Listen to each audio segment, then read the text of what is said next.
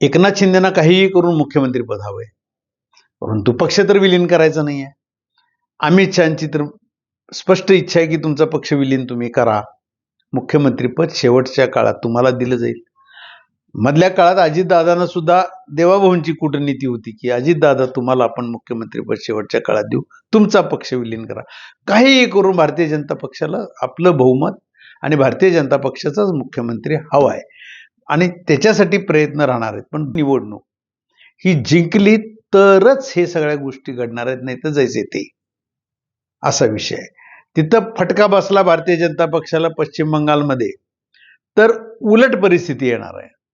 म्हणजे केंद्रातल्या राजकारणामध्येच कुठं कुठं फटके कसे बसतील, कारण ममता बॅनर्जी काय गप बसणारी व्यक्तिमत्व ते बघतोय आपण. किती आक्रमक आहे ती ममता बॅनर्जी, ही महिला किती आक्रमक असू शकते त्याचं एक मूर्तिमंत उदाहरण म्हणजे ममता बॅनर्जी.